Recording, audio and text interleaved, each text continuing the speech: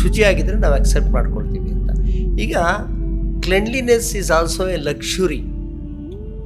ಶುಚಿಯಾಗಿರೋದು ಕೂಡ ಒಂದು ಲಕ್ಸುರಿ. ಯಾರು ಡಾಂಬರ್ ಹಾಕಿದಾರೋ ಆ ಜನಗಳ ಹಾಕಿದ ಅದೇ ರಸ್ತೆ ಮೇಲೆ ಹಾದು ಬಂದವನು ಡಾಂಬರ್ ಹಾಕಿದ ವ್ಯಕ್ತಿಯನ್ನು ಅಶುಚಿ ಅಂತ ಹೇಳೋಕ್ಕೆ ಅವ್ರಿಗೆ ಯಾವ ನೈತಿಕ ಹಕ್ಕು ಇರಲ್ಲ. ಹಾಗಾದರೆ ಅವ್ರನ್ನ ಅಶುಚಿಯಿಂದ ಇರುವಂತೆ, ಸ್ವಚ್ಛತೆಯಿಂದ ಇಲ್ಲದಿರುವಂತೆ ಒತ್ತಾಯಿಸ್ತಿರೋರು ಯಾರು? ಅವರು ಸ್ವಚ್ಛತೆ ಇಲ್ಲದಿರೋದಕ್ಕೆ ಕಾರಣ ಏನು? ನಿಮ್ಮ ಮಲದ ಗುಂಡಿಗಳನ್ನು ಕಕ್ಕಸನ್ನು ಎತ್ತವ್ರು ಯಾರು? ಮ್ಯಾನ್ಯುಯಲ್ ಸ್ಕ್ಯಾವೆಂಜರ್ಸು. ಸುಮ್ಮನೆ ಜಾತಿ ಅನ್ನೋದೊಂದು ಆಚರಣೆ ಅನ್ನೋದು ಸುಳ್ಳದು, ಅದು ಬಂಡವಾಳ ಕೂಡ. ನಿಮ್ಮದೊಂದು ಶುಚಿ ಅಶುಚಿ ಬಗ್ಗೆ ಒಂದು ಇದರಲ್ಲಿ ಒಂದು ಲೇಖನ ಇರುವಂಥದ್ದು ಸರ್.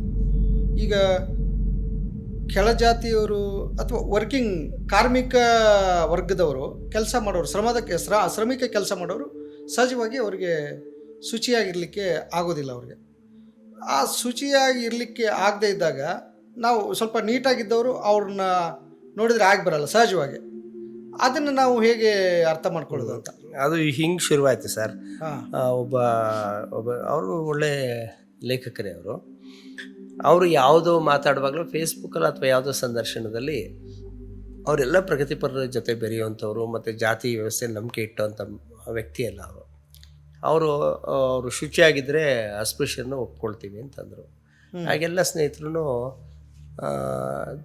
ಅಂದರೆ ಅವ್ರ ಬಗ್ಗೆ ಅಸಮಾಧಾನಗೊಂಡರು. ಆಗ ನಾನು ಆ ಹೇಳಿಕೆ ಬಗ್ಗೆ ಯೋಚನೆ ಮಾಡಿದೆ. ಈಗ ಶುಚಿ ಅಂದ್ರೇನು? ಸ್ವಚ್ಛತೆ ಅಂದ್ರೇನು? ಸ್ವಚ್ಛತೆ ಎಲ್ಲಿಂದ ಬರುತ್ತೆ, ಹೇಗೆ ಬರುತ್ತೆ? ಅದಕ್ಕೆ ಕೆಲವು ಸಮಾಜಶಾಸ್ತ್ರೀಯ ಅಧ್ಯಯನಗಳಾಗಿದೆ. ದೆಹಲಿಯಲ್ಲಿ ಒಂದು ಅಧ್ಯಯನ ಆಯಿತು. ಈ ಕಾರ್ಮಿಕರು ಸ್ವಚ್ಛವಾಗಿರಬೇಕು ಅಂತ ಬಯಸ್ತೀವಿ. ಹೌದು, ಅವ್ರು ಶುಚಿಯಾಗಿದ್ದರೆ ನಾವು ಅಕ್ಸೆಪ್ಟ್ ಮಾಡ್ಕೊಳ್ತೀವಿ ಅಂತ. ಈಗ cleanliness is also a luxury. ಶುಚಿಯಾಗಿರೋದು ಕೂಡ ಒಂದು ಲಕ್ಸುರಿ. ಹೌದು, ಕೆಲಸ ಮಾಡೋರು ಕಷ್ಟ. ಅಂದರೆ ನಿಮಗೆ ಆ ಶುಚಿಯಾಗಿರೋಕ್ಕೆ ಬೇಕಾದ ಸೌಲಭ್ಯಗಳು ಬೇಕು. ನೀವೊಂದು ಕಾರಲ್ಲಿ ಬಂದರೆ ಶುಚಿಯಾಗಿರ್ತೀರ ಬೆಂಗಳೂರಿನಂಥ ಜಾಗದಲ್ಲಿ. ಟೂ ವೀಲರ್ ಹೋದರೆ ಕಡಿಮೆ ಶುಚಿ ಆಗ್ತೀರ. ಒಂದೇ ದಿವಸಕ್ಕೊಂದು ಶರ್ಟ್ ತೆಗೆದು ಹಾಕಬೇಕಾಗುತ್ತೆ. ಅವು ನೀವು ನಡ್ಕೊಂಡು ಹೋದರೆ ಬೇರೆ ರೀತಿ ನಿಮ್ಮ ಶುಚಿತ್ವ ಬಸ್ಸಲ್ಲೇ ಬಂದರೆ ಬೇರೆ ಥರ ಕಲ್ಪನೆ ಆಗುತ್ತೆ. ನೀವು ನಡೆದೇ ಬಂದರೆ ಬೇರೆ ಥರ ಕಲ್ಪನೆ ಬರುತ್ತೆ.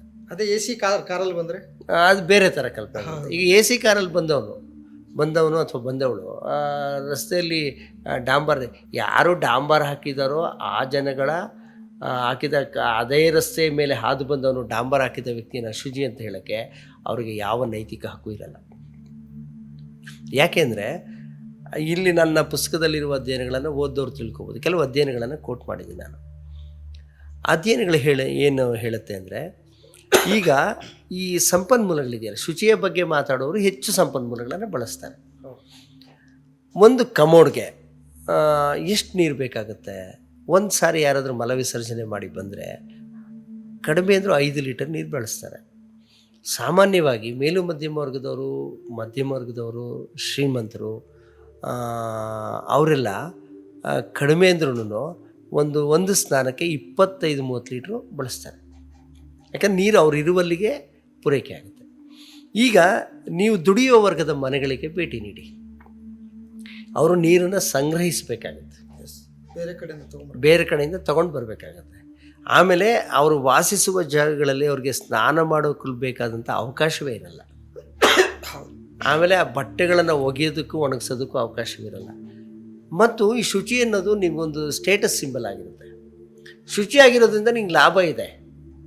ಸೇ ಫಾರ್ ಎಕ್ಸಾಂಪಲ್, ಆ ಲೇಖಕ ನೀನು ಇವತ್ತು ಯಾರು ಅದನ್ನು ಹೇಳಿದಂಥ ಲೇಖಕ ಸಂಜೆ ಪಾರ್ಟಿಗೆ ಹೋಗಬೇಕು ಅಂದರೆ ಒಂದು ಅತ್ಯಂತ ಶುಚಿಯಾಗಿ ಇರೋದು ಹೋದರೆ, ಅಥವಾ ಬೆಲೆ ಬಾಳುವ ಬಟ್ಟೆಗಳನ್ನು ಧರಿಸಿ, ಬೆಲೆ ಬಾಳುವ ಗಡಿಯಾರವನ್ನು ಧರಿಸಿ ಹೋದರೆ ಅವ್ರಿಗೆ ಅದೊಂದು ಬಂಡವಾಳ ಆಗುತ್ತೆ.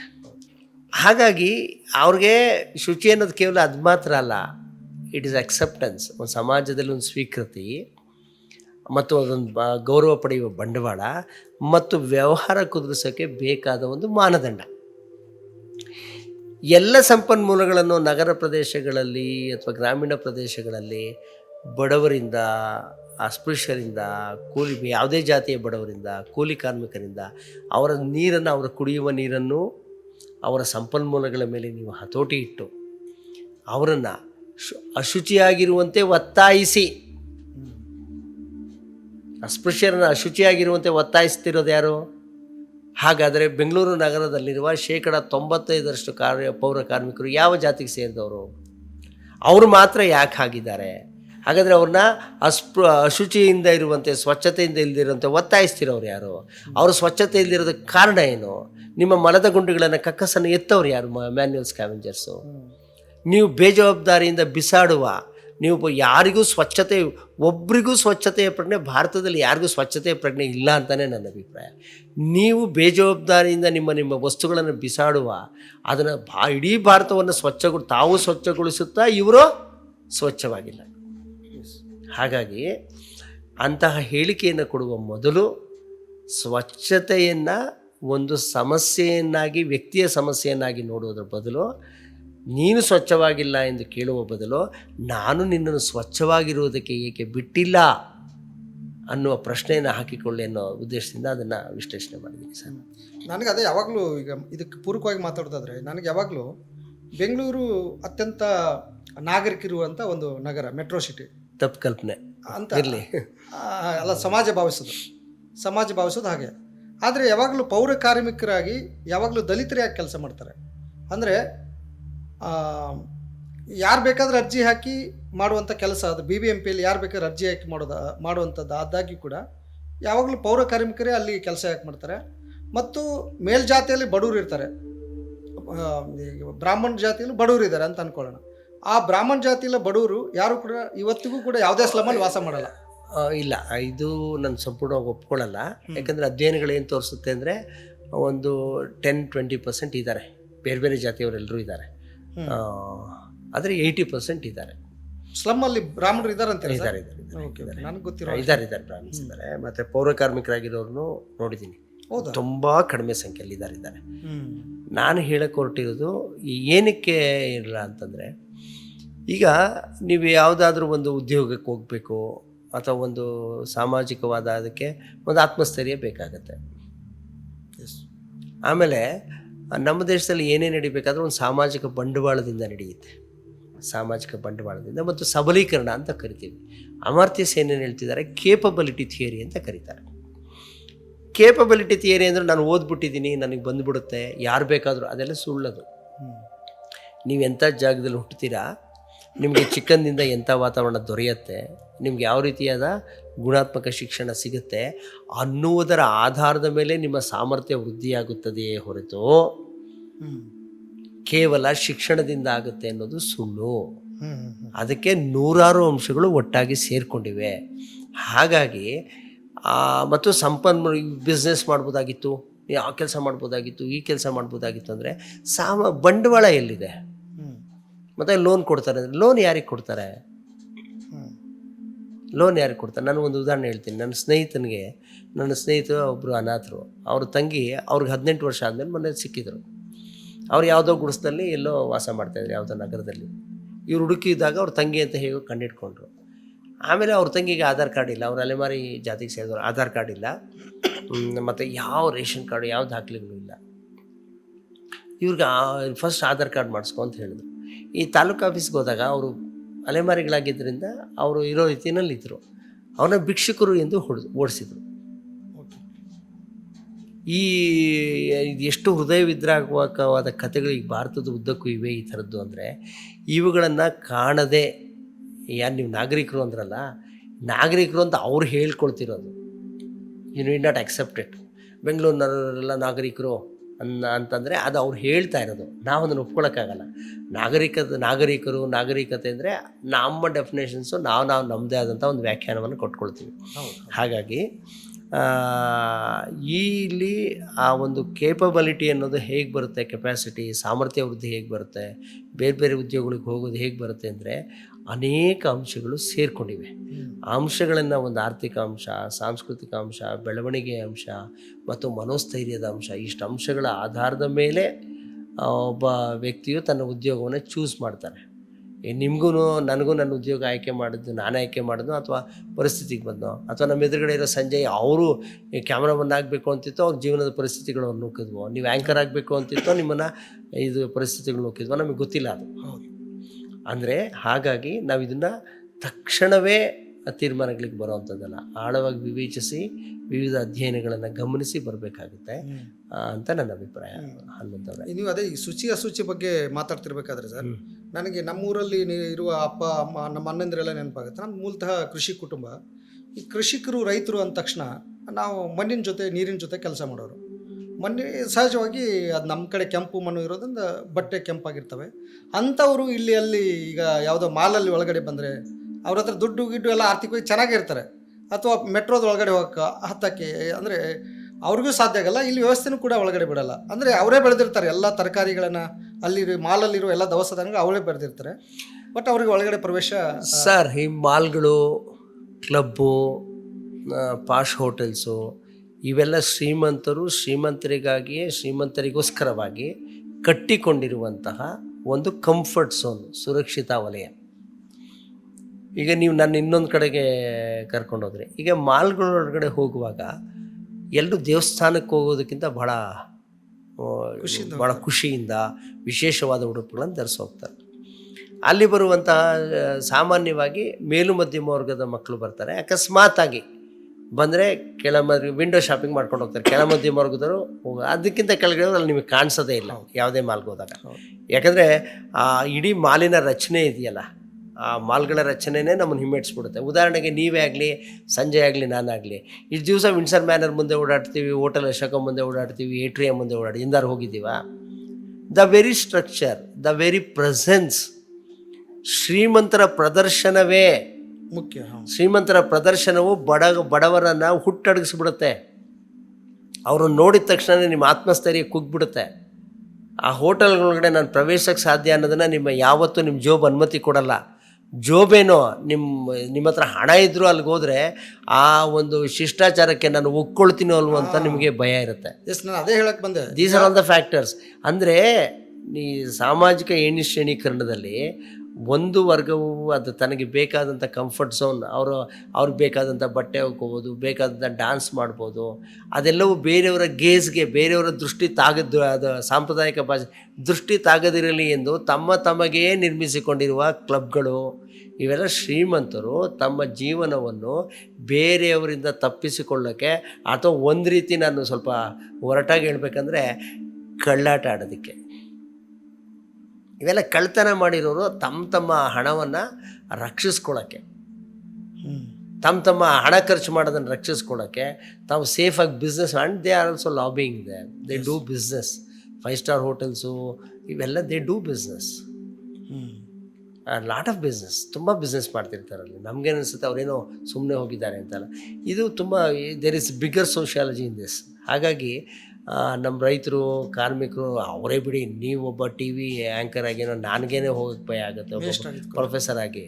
It's all impossible. They are the comfort zones. And ನಿಮಗೆ ಗೊತ್ತಿದೆ, ತಿಳಿಯದ ಲಕ್ಷ್ಮಣ ರೇಖೆ ಒಂದಿರುತ್ತೆ ಅಲ್ಲಿ. ಎಸ್ ಎಸ್, ನೀವು ದಾಟಿದ್ರೆ ಸೀತೆಗೆ ಆಗೋ ಕಥೆ ನಮ್ಮ ಹತ್ರ ದುಡ್ಡಿದ್ರು ನೀವು ಹೇಳಿದ್ರಲ್ಲ, ನಮ್ಗೆ ಅದು ಒಗ್ಗಲ್ಲ ಅನ್ನೋದು. ಅದೇ ಕಾಣದ ಲಕ್ಷ್ಮಣ ರೇಖೆ ಇರುತ್ತೆ. ನೀವು ದಾಟಿದ್ರೆ ಸೀತೆ ಥರ ನೀವು ಸಾಮಾಜಿಕ ಸ್ಥಾನಮಾನದ ರಾವಣದಿಂದ ಅಪಹರಣಕ್ಕೊಳಗಾದಾಗ ನೀವು ಸಾಮಾಜಿಕ ಸ್ಥಾನಮಾನ ಅಪಹರಣ ಆಗುತ್ತೆ. You feel that you are being stripped, ನಿಮ್ಮನ್ನು ನೆಕೆಡ್ ಮಾಡ್ತಾ ಇದ್ದಾರೆ ಅನಿಸುತ್ತೆ. ನಿಮ್ದು ಇನ್ನೊಂದು ಲೇಖನ ರಾಜರನ್ನು ಕಿತ್ತು ತಿಂದ ಜಾತಿ ಅಂತ, ಅದು ಭಾಳ ಆಸಕ್ತಿ. ರಾಜ್ಕುಮಾರ್ ಅವ್ರ ಬಗ್ಗೆ. ಅದೇ ಇದು ಇನ್ನೂ ಬೇರೆ ವಿಚಾರಕ್ಕೆ, ತುಂಬ ದೊಡ್ಡ ವಿಚಾರಕ್ಕೆ ಕರ್ಕೊಂಡೋದ್ರಿ. ಡಾಕ್ಟರ್ ರಾಜ್ಕುಮಾರ್ ಅವರನ್ನು ಕುರಿತು ಇನ್ನೂ ಸಾಕಷ್ಟು ಅಧ್ಯಯನಗಳಾಗಬೇಕಾಗಿದೆ.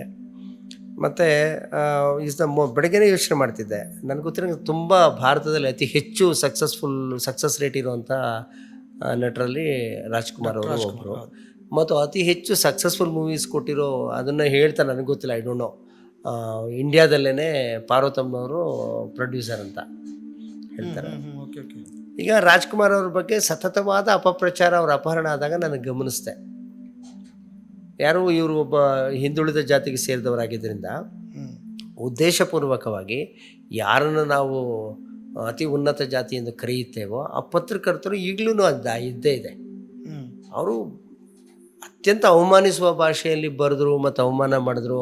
ಇವರನ್ನೇ ಕಿಡ್ನ್ಯಾಪ್ ಮಾಡಿದ್ದಾರೆ, ಇವರೇ ಬೇಕಂತ ಕಿಡ್ನ್ಯಾಪ್ ಮಾಡಿಸ್ಕೊಂಡು ಹೋಗಿದ್ದಾರೆ, ಆ ಥರದ ಆರೋಪಗಳೆಲ್ಲ ಕೇಳಿಬಂತು. ಆವಾಗ ನಂಗೆ ಕುತೂಹಲ ಬಂತು, ಇವಾಗಲೇ ಇಷ್ಟು ಡಾಕ್ಟರ್ ರಾಜ್ಕುಮಾರ್ ಒಬ್ಬ ದೊಡ್ಡ ಸೂಪರ್ ಸ್ಟಾರ್ ಆಗಿರುವಾಗಲೇ ಇಷ್ಟು ಅದರಲ್ಲಿ ವಿಮರ್ಶೆಗಿಂತ, ಸಿನಿಮಾ ವಿಮರ್ಶೆಗಿಂತ ಅದರಲ್ಲಿ ವ್ಯಕ್ತಿಯೊಬ್ಬನನ್ನು ಅವರ ಜಾತಿಯನ್ನು ಹಿಡಿದು ಅವಮಾನ ಮಾಡುವ ಅಂಶಗಳು ಕಂಡುಬಂದವು. ನಾನು ಇಲ್ಲಿ ಸ್ಪಷ್ಟಪಡಿಸ್ತಾ ಇದ್ದೀನಿ ಸಂದರ್ಶದಲ್ಲಿ, ಡಾಕ್ಟರ್ ರಾಜ್ಕುಮಾರ್ ಅವರ ನಟನೆ, ಅವರ ಗಾಯನ ಅಥವಾ ಅವರ ಚಲನಚಿತ್ರಗಳಿರುವ ದೋಷ, ಆ ಚಿತ್ರಕಥೆಯಲ್ಲಿರುವ ಯಾವುದಾದ್ರೂ ನ್ಯೂನ್ಯತೆಗಳನ್ನು ವಿಮರ್ಶೆ ಮಾಡೋದಕ್ಕೆ ಯಾರು ಅಡ್ಡಿಯೂ ಇಲ್ಲ, ಇರಬೇಕಾಗಿಲ್ಲ.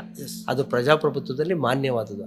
ಅದನ್ನು ಮೀರಿ ಅವರ ವ್ಯಕ್ತಿತ್ವವನ್ನು ಹರಣ ಮಾಡುವ, ಉದ್ದೇಶಪೂರ್ವಕವಾಗಿ ಅವರನ್ನು ನಿಂದಿಸೋದು ಅಂದರೆ ಅಲ್ಲಿ ಜಾತಿ ವಾಸನೆ ಹೊಡೆಯೋಕ್ಕೆ ಶುರುವಾಗುತ್ತೆ ಅಂತ ಅರ್ಥ. ಹಾಗಾಗಿ ನಾನು ಯಾರು ನಮ್ಮ ದೊಡ್ಡೂರು ರುಕ್ಕೋಜಿ, ರುಕ್ಕೋಜಿ, ನಾನು ಈ ಲೇಖನ ಬರೆಯುವಾಗ ದೊಡ್ಡೂರು ರುಕ್ಕೋಜಿ ಸರ್ ಅವ್ರನ್ನ ಮಾತಾಡಿಸ್ದೆ. ಯಾಕಂದರೆ ರಾಜ್ಕುಮಾರ್ ಅವ್ರ ಬಗ್ಗೆ ಒಳ್ಳೆ ಅತ್ಯಂತ ಅತಿ ಹೆಚ್ಚು ಯಾವ ಪ್ರಪಂಚದಲ್ಲಿ ಯಾವ ನಟನ ಬಗ್ಗೆ ಆಗದೆ ಇರೋಂಥ ಸಂಶೋಧನೆಯನ್ನು ಮಾಡಿದ್ದಾರೆ. ಸರ್ ಹೇಗಿತ್ತು ಅಂತ, ಇಲ್ಲ ಲಕ್ಷ್ಮೀವತಿ ನಿಮಗೆ ಗೊತ್ತಿಲ್ಲ, ರಾಜ್ಕುಮಾರ್ ಅವರು ಬೆಳೆಯುವ ದಿನಗಳಲ್ಲಿ ಫಾರ್ 25 ಇಯರ್ಸ್ 25-30 ಇಯರ್ಸು ಸತತವಾಗಿ ಅವ್ರನ್ನ ಅವಮಾನ ಮಾಡಲಾಯಿತು. ಅದು ಈಗೆಲ್ರಿಗೂ ಗೊತ್ತಿದೆ ಜಗತ್ತಲ್ಲಿ. ಮಂತ್ರಾಲಯ ಮಹಾತ್ಮೆ, ಈಗ ನಿಮಗೆ ದೇವರು ಎಲ್ರಿಗೂ ಒಂದೇ ಆದಮೇಲೆ ಈಗ ಎಲ್ಲರೂ ರಾಯರಿದ್ದಾರೆ ಅಂತ ಕಾರ್ ಮೇಲೆಲ್ಲ ಬರ್ಕೊಳ್ತಿದ್ದಾರಲ್ವ. ಹೌದು, ಅದನ್ನು ಅಸ್ಪೃಶ್ಯರು ಬರ್ಕೊಳ್ತಾರೆ, ಈ ಕೆಳ ಮಧ್ಯಮ ಜಾತಿಗಳು ಬರ್ಕೊಳ್ತವೆ, ಬ್ರಾಹ್ಮಣರು ಬರ್ಕೊಳ್ತಾರೆ. ಹೌದಾ? ಹೌದು. ಹಾಗಾದರೆ ರಾಯರು ಎಲ್ಲರ ಕಡೆ ಇದ್ದಾಗ ರಾಜ್ಕುಮಾರ್ ಅವ್ರಿಗೂ ಆ ಪಾತ್ರ ಮಾಡೋಕ್ಕೆ ಅರ್ಹರಿದ್ದಾರೋ ಇಲ್ವೋ? ಹೌದು. ಅವ್ರನ್ನ ತಡೆಯಲಾಯಿತು. ಏಕೆಂದರೆ ಅವರು ಬ್ರಾಹ್ಮಣಲ್ಲ ಅನ್ನೋ ಕಾರಣಕ್ಕೆ ತಡೆಯಲಾಯಿತು. ಇದು ಏನೇನು ಸೂಚಿಸುತ್ತೆ? ಮತ್ತು ಅವ್ರ ಬಗ್ಗೆ ಅಪಪ್ರಚಾರ ಮಾಡಲಾಯಿತು. ಹಾಗಾಗಿ ರಾಜ್ಕುಮಾರ್ ಅವರು ಬಹಳ ಸಮಾಧಾನದಿಂದ ಅದನ್ನೆಲ್ಲ ನಿರ್ವಹಿಸಿದರು. ನಾನು ಹೇಳ್ತಿರೋದು, ಏನಕ್ಕೆ ಈ ಥರ ಒಂದು ವೈಲೆನ್ಸ್, ಸಿಂಬಾಲಿಕ್ ವೈಲೆನ್ಸ್ ಅಂತ ಕರಿತೀವಿ. ಒಬ್ಬ ಪ್ರತಿಭಾವಂತ ನಟ ಆಗಲಿ, ಒಬ್ಬ ಪ್ರತಿಭಾವಂತ ಕ್ರೀಡಾಪಟು ಆಗಲಿ, ಅಥವಾ ತುಂಬ ಪ್ರತಿಭಾವಂತ ಸಂಗೀತಗಾರ ಆಗಲಿ, ಇದೆಲ್ಲವೂ ಜಾತಿಯಿಂದ ನಿಯಂತ್ರಿಸಲ್ಪಡಬಾರ್ದು ಅನ್ನೋದು ಈ ಲೇಖನದ ಉದ್ದೇಶ. ಆಯಿತು, ಯಾವುದ್ಯಾವುದೋ ಚಾರಿತ್ರಿಕ ಕಾರಣಕ್ಕಾಗಿ ಒಂದು ಜಾತಿ ಮುಂದೆ ಬಂದುಬಿಟ್ಟಿದೆ, ದೇ ಹ್ಯಾವ್ ದಟ್ ಕಲ್ಚರಲ್ ಹೆಜುಮನಿ ಅಂತ ಇಟ್ಕೊಳ್ಳ, ಅವ್ರಿಗೆ ಸಾಂಸ್ಕೃತಿಕವಾದ ಒಂದು ನಾಯಕತ್ವ ಲಭಿಸಿದೆ. ಇತರ ಜಾತಿಗಳನ್ನು ಹೆಜುಮನಿ ಇಟ್ಕೊಂಡು ತಮ್ಮ ಹಿಡಿತದಲ್ಲಿಯೇ ಇರಬೇಕು ಅಂತ ಬಯಸ್ತಿದ್ದಾರೆ. ಅದೊಂದು ಡೆಮೋಕ್ರೆಟಿಕ್ ಸೊಸೈಟಿನಲ್ಲಿ ನಡೆಯಲ್ಲ. ಹಾಗಾಗಿ ಈ ಒಂದು ಜಾತಿಯನ್ನು ಮೀರಿದ ಒಂದು ಡೆಮೋಕ್ರಸಿ ಬರಲಿ. ಯಾಕಂದ್ರೆ ನಾನು ಸಾಂಸ್ಕೃತಿಕ ಉದ್ದಿಮೆ ಅಂತ ಬಳಸ್ತೀನಿ. ಸಿನಿಮಾದಲ್ಲಿ ಬೇರೆ ಜಾತಿಯವ್ರು ಬರೋಕ್ಕೆ ಬಿಡಲ್ಲ ಅಂತಿದ್ದ ಅರ್ಥ ಏನು ಗೊತ್ತಾ? It was A profitable business. ಇವತ್ತು ಸಿನಿಮಾ ಒಂದು ಪ್ರಾಫಿಟಬಲ್ ಬಿಸ್ನೆಸ್, ಅದಕ್ಕೆ ಉದ್ದಿಮೆ ಅಂತ ಕರೆದಿರೋದು. ಸಂಸ್ಕೃತಿ ಅನ್ನೋ ಒಂದು ಸಂಸ್ಕೃತಿ ಹೇಳಿದ್ರು, ಸಂಸ್ಕೃತಿ ನಥಿಂಗ್ ಲೈಕ್ ದಟ್. ನೀವು ನಚಿಕೇತನ ಪಾತ್ರ ಮಾಡಿದ್ರು ಅಷ್ಟೇ, ಅಥವಾ ರಾಘವೇಂದ್ರ ಸ್ವಾಮಿಗಳ ಪಾತ್ರ ಮಾಡಿದ್ರು ಅಷ್ಟೇ, ನೀವು ಯಾರನ್ನು ತೋರಿಸ್ತಿದ್ದೀರಿ, ಬೇಡರ ಕಣ್ಣಪ್ಪ ಪಾತ್ರ ಮಾಡಿದ್ರು ಅಷ್ಟೇ, ಅಥವಾ ಸಂಗೊಳ್ಳಿ ರಾಯಣ್ಣನ ಪಾತ್ರ ಮಾಡಿದ್ರು ಅಷ್ಟೇ. ಅವೆಲ್ಲವೂ ಏನಂದರೆ, ನಾವು ನಮ್ಮ ಚಾರಿತ್ರಿಕ ದೇವರುಗಳನ್ನು, ವ್ಯಕ್ತಿಗಳನ್ನು ಒಂದು ಕನ್ಸ್ಯೂಮರ್ ಪ್ರಾಡಕ್ಟಾಗಿ ಮುಂದೆ ಇಡ್ತಾ ಇದ್ದೀವಿ. Why you are bringing it? ಏನಕ್ಕೆ ಅಂದರೆ ಅದರಲ್ಲಿ ಲಾಭ ಇದೆ, ಅದರಲ್ಲೊಂದು ಕಲ್ಚರಲ್ ಲಾಭ ಇದೆ, ಅದರಲ್ಲೊಂದು ಕಲ್ಚರಲ್ ಪಾಲಿಟಿಕ್ಸ್ ಇದೆ, ಅದರಲ್ಲೊಂದು ಕಲ್ಚರಲ್ ಎಕಾನಮಿ ಇದೆ. ಕಲ್ಚರ್ ಅಂದರೆ ಪಾಲಿಟಿಕ್ಸ್ ಇರುತ್ತೆ, ಎಕಾನಮಿ ಇರುತ್ತೆ, ಬಹಳ ದೊಡ್ಡ ಎಕಾನಮಿ ಇದೆ. ಕಲ್ಚರಲ್ ಇಂಡಸ್ಟ್ರಿ ಅಂತ ಫ್ರಾಂಕ್ಫರ್ಟ್ ಸ್ಕೂಲ್ ಇವರು ಸೋಷಿಯಾಲಜಿಸ್ಟ್ ಕರೀತಾರೆ ಅದನ್ನು, ಅಡರ್ನೋ ಮತ್ತು ಹಾಕೈಮರ್ ಅಂತ. ಹಾಗಾಗಿ ಈ ಕಲ್ಚರ್ ಇಂಡಸ್ಟ್ರಿನ ಹತೋಟಿಲಿ ಇಟ್ಕೊಳ್ಳೋಕ್ಕೋಲ್ವಾಗಿ ಇದನ್ನು ಮಾಡಲಾಯಿತು. ನೀವು ಇದನ್ನ ಮಾತಾಡಬೇಕಾದ್ರೆ ನನ್ನ ತಲೆಯಲ್ಲಿ ಈಗಲೂ ಕೂಡ, ವರ್ತಮಾನದಲ್ಲೂ ಕೂಡ ಸರ್, ನಮ್ಮ ಈಗ ಕನ್ನಡ ಫಿಲ್ಮ್ ಇಂಡಸ್ಟ್ರಿಯಲ್ಲಿ ಎಷ್ಟು ಜನ ದಲಿತರು ಹೀರೋ, ನಾಯಕ ನಟರಾಗಿ ಕೆಲಸ ಮಾಡ್ತಿದ್ದಾರೆ, ನಿರ್ದೇಶಕರಾಗಿ ಕೆಲಸ ಮಾಡ್ತಿದ್ದಾರೆ, ಇದ್ದಾರೆ, ನಿರ್ದೇಶಕರಾಗಿ ಕೆಲಸ ಮಾಡ್ತಿದ್ದಾರೆ. ಅಂದರೆ ಅವರು ತಮ್ಮ ಜಾತಿಗಳನ್ನು ಹೇಳ್ಕೊಳ್ಳೋಕೆ ನನಗೆ ಗೊತ್ತಿದ್ದಾರೆ, ಕೆಲವು ನಿರ್ದೇಶಕರಾಗಿ ಕೆಲಸ ಮಾಡ್ತಿದ್ದಾರೆ. ಬಟ್ ಕಡಿಮೆ ಇದ್ದಾರೆ. ಅಂದರೆ ನನ್ನ ಪ್ರಶ್ನೆ ಅದಲ್ಲ, ಕಡಿಮೆ ಇದ್ದಾರೆ ಜಾಸ್ತಿ ಅಲ್ಲ, ಅವರು ತಮ್ಮ ಜಾತಿಯನ್ನು ಹೇಳ್ಕೊಳ್ಳೋಕೆ ಯಾಕೆ ಹಿಂಜೆ ಸಾಧ್ಯ ಆಗ್ತಿಲ್ಲ ಅಂದರೆ ಅವರು ಹೇಳಿಕೊಂಡ ಕೂಡಲೇ ಅವರ ಮಾರುಕಟ್ಟೆ ಬಿದ್ದೋಗುತ್ತೆ ಅಂತ. ನಾನು ಅನೇಕ ನಿರ್ದೇಶಕರ ಜೊತೆ, ಸಹ ನಿರ್ದೇಶಕರ ಜೊತೆ, ಮತ್ತು ಸಹ ನಿರ್ದೇಶಕರು, ಮತ್ತು ಸೆಟಲ್ ಕೆಲಸ ಮಾಡೋರು ತುಂಬ ಜನ ಇದ್ದಾರೆ, ಆರ್ಟಿಸ್ಟ್ಗಳು ತುಂಬ ಜನ ಇದ್ದಾರೆ. ಅವರು ತಮ್ಮ ಜಾತಿಯನ್ನು ಯಾಕೆ ಹೇಳ್ಕೊಳ್ಳೋಕೆ ಹಿಂಜರಿತಾರೆ ಅಂದರೆ, ತಮ್ಮ ಜಾತಿಯನ್ನು ಹೇಳಿಕೊಂಡ ಕೂಡಲೇ ತಮ್ಮ ಮಾರುಕಟ್ಟೆ ತಪ್ಪಿ ಹೋಗುತ್ತೆ ಅಂತ ಭಯ ಇರುತ್ತೆ. Cultural politics. ನಾನು ಬರೆದೆ, ಅಂಬೇಡ್ಕರ್ ಫೋಟೋ ಒಂದನ್ನು ಸಿನಿಮಾದಲ್ಲಿ ಹಾಕೋಕ್ಕೆ ಹಿಂಜರಿತಿದ್ದ ಕಾಲ ಒಂದಿತ್ತು, ಈಗಲೂ ಹಿಂಜರಿತಾರೆ ಅದನ್ನು. ಬಾಬಾ ಸಾಹೇಬ್ ಅಂಬೇಡ್ಕರ್ ಫೋಟೋನ ಸಿನಿಮಾದಲ್ಲಿ ಹಾಕದೇ ಇರುವಂತೆ ನೋಡಿಕೊಳ್ಳಾಗ್ತಿತ್ತು. ಹಾಗಾಗಿ ಸಿನಿಮಾ ಏನೋ ಅದು ಅಂತಿಮವಾಗಿ, ಸಿನಿಮಾ ಆಗಲಿ ಅದೆಲ್ಲ ಆಗಲಿ, ಅಂತಿಮವಾಗಿ it comes in a form of values, ಒಂದು ಮೌಲ್ಯಗಳನ್ನು ಹೇಳುತ್ತೆ. ಅದು ಯಾವ ಮೌಲ್ಯ ಹೇಳುತ್ತೆ? ಯಾವ ಜಾತಿಯ ಮೌಲ್ಯಗಳನ್ನು ಹೇಳುತ್ತೆ? ಯಾಕೆ ಮಾಂಸ ತಿನ್ನೋರು ಕುಡಿಯೋರು ಯಾವಾಗಲೂ ಅಟ್ಲೀಸ್ಟ್ ಬೇಡ ಕುಡಿಯೋರು ಬಿಟ್ಬಿಡಿ, ಮಾಂಸ ತಿನ್ನೋರು ಯಾವಾಗಲೂ ವಿಲನ್ಗಳೇ ಆಗಿರ್ತಾರೆ.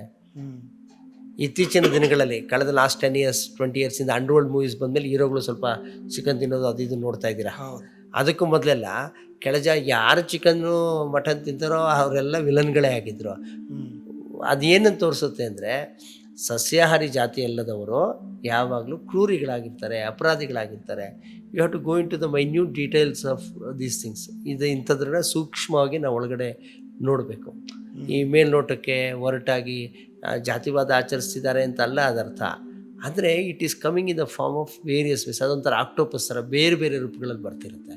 ಈ ಎಜುಕೇಷನ್ ಶಿಕ್ಷಣ ನಮಗೆ ಅರಿವನ್ನು ಹೆಚ್ಚಿಸುತ್ತೆ. ನಾವು ಸುಶಿಕ್ಷಿತರಾದಂಗೆಲ್ಲ ಇವೆಲ್ಲ ಜಾತೀಯತೆ ಧರ್ಮಾಂಧತೆ ಎಲ್ಲ ಕಳ್ಚ್ಕೊಂಡು ಹೋಗ್ತವೆ ಅಂತ ಒಂದು ನಂಬಿಕೆ ಇತ್ತು. ಬಟ್ ಅವೆಲ್ಲ ಇನ್ನೂ ಬಲಿಷ್ಠ ಇಲ್ಲ. ಶಿಕ್ಷಣದ ಮೇಲೆ ತುಂಬ ಆರೋಪ ಮಾಡ್ತಿದ್ದಾರೆ ಈಗ. ಶಿಕ್ಷಿತರಾದ ತಕ್ಷಣ ಅವ್ರಿಗೆ ಜಾತಿ ಸುಳ್ಳದು. ಶಿಕ್ಷಿತರಾಗಾದರೆ UP ಗ್ರಾಮಗಳಲ್ಲಿ, ಕರ್ನಾಟಕದ ಗ್ರಾಮಗಳಲ್ಲಿ ಅಲ್ಲಿ ಶಿಕ್ಷಿತರಿದ್ದಾರೆ ಅಂತ ಊಹೆ ಮಾಡ್ಕೊಳ್ಳೋಣ. ಅಲ್ಲೇ ಜಾತೀಯತೆ ಇದೆ, ಜಾತಿವಾದ ಇದೆ. ಇದು ಜನರಿಗೇನು ಒಂದು ಬಂಡವಾಳ. That's why I am saying caste is just not A system, caste is an ideology, caste is A capital.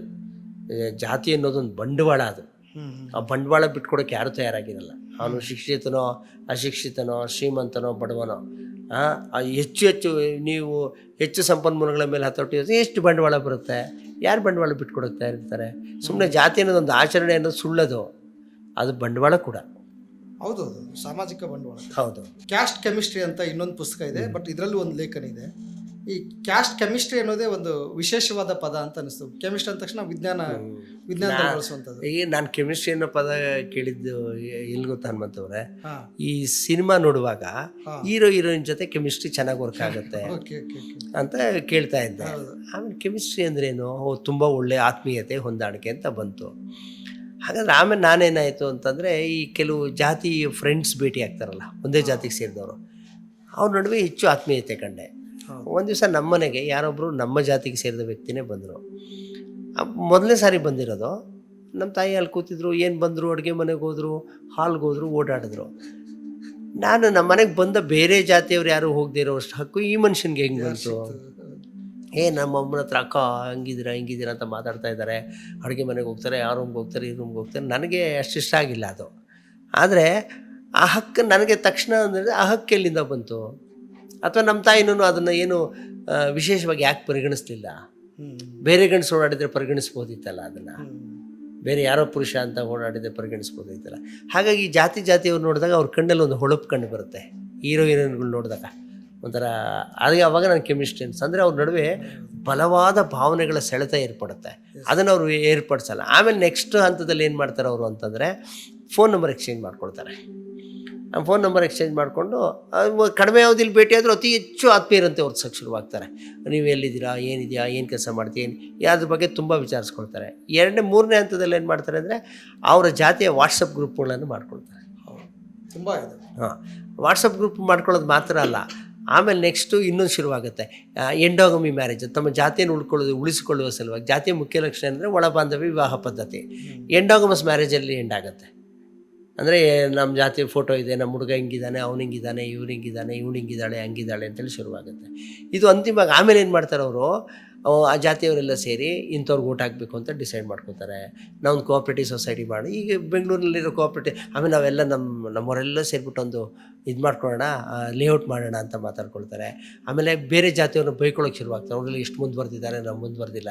ಅಂದರೆ some kind of chemistry is working between the members of that caste, particular caste. ಒಂದು ನಿರ್ದಿಷ್ಟ ಜಾತಿಯ ಜನರ ನಡುವೆ ಒಂದು ರಾಸಾಯನಿಕ ಕ್ರಿಯೆ ರೀತಿ ನಡೀತಾ ಇರುತ್ತೆ, ಈ ಭಾವನೆಗಳ ವಿನಿಮಯ. ಹಾಗಾಗಿ ಅದನ್ನು ಕ್ಯಾಸ್ಟ್ ಕೆಮಿಸ್ಟ್ರಿ ಅಂತ ಕರೆದೆ ನಾನು. ಈಗ ಮೊದಲೆಲ್ಲ ಈ ಕ್ಯಾಸ್ಟ್ ಕೆಮಿಸ್ಟ್ರಿಗೆ ಮುಂದುವರೆದು ಕೇಳೋದೊಂದು ಪ್ರಶ್ನೆ ಅಂತಂದರೆ, ಮೊದಲೆಲ್ಲ ಜಾತಿ ಸಂಘಟನೆಗಳು ದಲಿತರು ಮಾಡ್ಕೋಬಹುದು ಅಂತ ಒಂದು ಅವ್ರನ್ನೆಲ್ಲ ಒಂದು ಸಹಾನುಭೂತಿ ನೋಡಿಕೊಂಡು ಆ ಥರದ್ದು ಜಾತಿ ಸಂಘಟನೆಗಳು ತುಂಬ ಈ ಸೊಸೈಟಿಯಲ್ಲಿ ಶುರುವಾದದ್ದು. ಇತ್ತೀಚಿನ ದಿನಗಳಲ್ಲಿ ಎಲ್ಲ ಪ್ರಬಲ ಜಾತಿಗಳು ಕೂಡ ಮಾಡ್ಕೋತಾ ಇದ್ದಾರೆ. ಈ ಬ್ರಾಹ್ಮಣ ಮಹಾಸಭಾ ಇಲ್ಲ, ಉಲ್ಟಾ ಕೇಳಿ. ಆ್ಯಕ್ಚುಲಾಗಿ ದಲಿತ ಜಾತಿ ಸಂಘಟನೆಗಳು ಇರಲೇ ಇಲ್ಲ. ನೀವು ಮೀಸಲಾತಿ 1905 ಹೋದರೆ ಈ ಮೊದಲು ಮಾಡ್ಕೊಂಡ್ರೆಲ್ಲ ನಾವು ಯಾರನ್ನ ಪ್ರಬಲ ಜಾತಿಗಳಂತ ಕರಿತೀವಿ, ಇವರು ಒಂದಾಗೇ ಇರಲಿಲ್ಲ. ಆಮೇಲೆ ದಲಿತ ಅನ್ನೋದು ಒಂದು ಅದೊಂದು ದಮನಿತ ಜಾತಿಗಳ ಒಕ್ಕೂಟವೇ ಹೊರತು ಅದು ಜಾತಿ ಅಲ್ಲ. ಹಾಗಾಗಿ ಉಲ್ಟಾಗಿರೋದೇನೆಂದರೆ ಅವರನ್ನು ನೋಡಿ ಪ್ರಬಲ ಜಾತಿಗಳು ಬ್ಯಾಂಕ್ಗಳನ್ನ ಸ್ಥಾಪಿಸ್ಕೊಳ್ಳೋದು, ಹಾಸ್ಟೆಲ್ ಸ್ಥಾಪಿಸ್ಕೊಳ್ಳೋದು, education institutions, wherever you go, ಅವ್ರದ್ದೇ ಟೆಂಪಲ್ಸು, ಅವ್ರದ್ದೇ ರಿಸೋರ್ಸಸ್. ಕರ್ನಾಟಕದ ಲ್ಯಾಂಡ್ ಮೇಲೆ ಯಾವ್ಯಾವ ಜಾತಿ ಮಠಗಳದ್ದು ಎಷ್ಟು ಹಕ್ಕಿದೆ ನೋಡಿ. ಅವ್ರನ್ನ ನೋಡಿ ಅವ್ರನ್ನ ರೆಸಿಸ್ಟ್ ಮಾಡಬೇಕು, ಅವ್ರಿಗೆ ನಾವೇನಾದರೂ ಸಂಪನ್ಮೂಲ ಉಳಿಸ್ಕೋಬೇಕು, ನಾವು ಬದುಕುಳಿಬೇಕು ಅನ್ನೋ ಕಾರಣಕ್ಕೆ ಇವ್ರು ಸಂಘಟನೆ ಕಟ್ಕೊಂಡ್ರೆ ಹೊರತು ಇವರು ತಾವಾಗಿ ಜಾತಿ ಪ್ರಜ್ಞೆಯಿಂದ ಕಟ್ಕೊಂಡಿಲ್ಲ. ಅಲ್ಲಿ ಒಂದು ದೊಡ್ಡ ಕ್ರಿಯೆ ನಡೀತಾ ಇತ್ತು, ಆ ಕ್ರಿಯೆಗೆ ಒಂದು ಪ್ರತಿಕ್ರಿಯೆ ಅಷ್ಟೇ. ನಾವು ಬದುಕುಳಿಬೇಕು, ಯಾಕಂದ್ರೆ ನಾಳೆ ಸಂಪೂರ್ಣ ಸಂಪನ್ಮೂಲ ಎಲ್ಲ ತಗೋತಾರೆ. ನಾಳೆ ನಮ್ಮ ಅಷ್ಟು ಬ್ಯಾಂಕ್ಸು ಅವ್ರದ್ದೇ ಇದೆ, ಸ್ಕೂಲ್ಸ್ ಆ್ಯಂಡ್ ಕಾಲೇಜಸ್ ಅವ್ರದ್ದೇ ಇದೆ, ಎಲ್ಲನೂ ಅವ್ರದ್ದೇ. ನಮಗೇನಿದೆ? ಮಠಗಳಿದ್ದಾವೆ, ಅವ್ರದ್ದು ಮಠಗಳಿದೆ, ಪ್ರಬಲವಾದ ಮಠಗಳಿದೆ. ಆ ಮಠದ ಸ್ವಾಮಿಗಳು ಅವ್ರಿಗೆ ಸಾಕಷ್ಟು ಪ್ರಭಾವ ಇದೆ, ಅವರು ವೋಟ್ ಬ್ಯಾಂಕ್ ಆಗಿದ್ದಾರೆ. ಅದಕ್ಕೆ ಪ್ರತಿರೋಧವಾಗಿ ಇವ್ರು ಕಟ್ಕೊಂಡಿರೋ ಈಗಲೂ ಲೆಕ್ಕಕ್ಕಿಲ್ಲ ಈ ಸಂಘಟನೆಗಳೆಲ್ಲ. ಅವೆಲ್ಲ ಅವ್ರಿಗೆ ಪ್ರಬಲ ಜಾತಿಗಳು ಇರುವ ಸಂಪನ್ಮೂಲ, ಅವ್ರಿಗಿರೋ ಮಠ, ಅವ್ರಿಗಿರೋ ಸ್ಟ್ರಕ್ಚರ್ ಮುಂದೆ ಇತ್ತೀಚೆಗೆ ಕಂಡುಬಿಡುತ್ತಿರುವಂಥ ಸಣ್ಣ ಪುಟ್ಟ ಜಾತಿಗಳು, OBC ಜಾತಿಗಳು, ಅವೆಲ್ಲ ಅವೇನಂತ ಗಣನೆಗೆ ಇಲ್ಲ ಅಂತ ನನ್ನ ಒಂದು ಮೇಲ್ನೋಟಕ್ಕೆ ಅನಿಸುತ್ತೆ. ನೀವು ಹೇಳಿದ್ಮೇಲೆ ನೆನಪಿಗೆ ಬಂತು ಸರ್. ಅದೇನಾಗ್ತಿದೆ ಅಂದರೆ, ಈ ಬೆಂಗಳೂರು ಸೇರಿದಂತೆ ಎಲ್ಲ ಜಿಲ್ಲಾ ಕೇಂದ್ರಗಳಲ್ಲಿ ತುಂಬ ಹಿಂದೆ ಎಲ್ಲ ಜಾತಿಗಳು ಹಾಸ್ಟೆಲ್ಗಳನ್ನ ಹೊಂದಿದಂಥ ಹೊಂದಿದ್ದು ಹಾಸ್ಟೆಲ್ಗಳಾಗಿರ್ಬೋದು, ದೊಡ್ಡ ದೊಡ್ಡ ಈಗ ಹಾಸ್ಪಿಟಲ್ಗಳಾಗಿರ್ಬೋದು, ಇವೆಲ್ಲ ಮೇಲ್ಜಾತಿಯವರೇ ಅದರ ಹಿಡಿತದಲ್ಲಿದ್ದು ಮತ್ತು ಅವರೇ ಸ್ಥಾಪಿಸ್ಕೊಂಡಿದ್ರು. ಈವನ್ ಬ್ರಾಹ್ಮಣರ ವಾರಣ್ಣ ಕೂಡ ಇದೇ ಇದರಲ್ಲಿ ಶುರುವಾಗಿದ್ದು ಅನಿಸುತ್ತೆ. ಅವ್ರ ಜಾತಿಯವರಿಗಾಗಿ ಅದು ವಾರಣ್ಣ ಶುರುವಾದದ್ದು ಅಂತ. ಈ ಸರಿ ಇದರಲ್ಲಿ ಒಂದು ಲೇಖನ ಮಿಸ್ ಆಯಿತು ಅಂತ ಅನಿಸುತ್ತೆ ನನಗೆ. ಅದು ಬಹುಶಃ ನೀವು ಕ್ಯಾಸ್ಟ್ ಪಾಲಿಟಿಕ್ಸ್ ಅಂದ ತಕ್ಷಣ ಜಾತಿ ರಾಜಕಾರಣ ಅಂದರೆ ಕಣ್ಣಿಗೆ ರಾಚುವ ಜಾತಿ ರಾಜಕಾರಣ ಇದೆಯಲ್ಲ, ಈಗ ಇಮಿಡಿಯೇಟ್ ನಮ್ಗೆ ಕ್ಯಾಸ್ಟ್ ಪಾಲಿಟಿಕ್ಸ್ ಅಂದ ತಕ್ಷಣ ನೆನಪಿಗೆ ಬರೋದು ಈ ಜಾತಿಗೆ ಇಷ್ಟು ಶೀಟ್ ಕೊಡಬೇಕು, ಈ ಜಾತಿಗೆ ಇಷ್ಟು ಶೀಟ್ ಕೊಡಬೇಕು ಅನ್ನೋಂಥದ್ದು. ನಾನು ಬೇಕಂತ ಅದನ್ನ ಇಗ್ನೋರ್ ಮಾಡಿದ್ದೀನಿ, ಬಿಕಾಸ್ ಎವ್ರಿಬಡಿ ನೋಸ್ ಇಟ್. ಅಂದ್ರೆ ಎಲ್ರಿಗೂ ಗೊತ್ತಿದೆ ಅದು ಟಿಕೆಟ್ ಯಾರಿಗೆ ಹಂಚಿಸ್ತಾರೆ ಅದೆಲ್ಲ. ಅದೀಗಾಗಲೇ MN ಶ್ರೀನಿವಾಸ್ ಎಲ್ಲ ಬರ್ದಿದ್ದಾರೆ.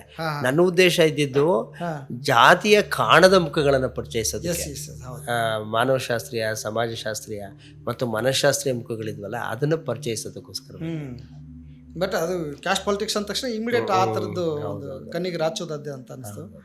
ಒಟ್ಟಾರೆ ಪ್ರಿಯ ವೀಕ್ಷಕರೇ, ಈ ಜಾತಿ ರಾಜಕಾರಣ ಅಂದರೆ ಕ್ಯಾಸ್ಟ್ ಪಾಲಿಟಿಕ್ಸ್ ಪುಸ್ತಕ ಇದೆಯಲ್ಲ ಸರ್, ತುಂಬ ಕಡಿಮೆಯಾಗಿ ಮಾತಾಡಿದರು. ಬಟ್ ಈ ಪುಸ್ತಕದಲ್ಲಿ ಭಾಳ ವಿವರವಾಗಿ ನಿಮ್ಗೆ ಡೆಪ್ತ್ ಕರ್ಕೊಂಡು ಹೋಗುತ್ತೆ. ಅಂದರೆ ಒಂದು ಸಮಾಜಶಾಸ್ತ್ರೀಯ ಹಿನ್ನೆಲೆಯಲ್ಲಿ ಜಾತಿ ಅಂತರ್ಗತವಾಗಿ ಅಂದರೆ ಅಂಡರ್ ಕರೆಂಟಲ್ಲಿ ಹೇಗೆಲ್ಲ ವರ್ಕ್ ಮಾಡುತ್ತೆ ಅನ್ನೋದು ಗೊತ್ತಾಗಬೇಕು ಅಂತ ಅನ್ನೋದ್ರೆ ಈ ಪುಸ್ತಕ ನೀವು ಎಲ್ಲರೂ ಕೂಡ ಓದಲೇಬೇಕು. ಮತ್ತು ಲವಲವಿಕೆಯಿಂದ ಆರಾಮಾಗಿ ಓದಿಸ್ಕೊಂಡು ಹೋಗುತ್ತೆ. ಎಲ್ಲರೂ ಪುಸ್ತಕವನ್ನು ಕೊಂಡೋದಿ. ಥ್ಯಾಂಕ್ ಯು ಸರ್, ಧನ್ಯವಾದ. ಥ್ಯಾಂಕ್ ಯು ಹನುಮಂತ್ ಅವರೇ. ಪೀಪಲ್ ಟಿವಿಗೆ ಥ್ಯಾಂಕ್ಸ್.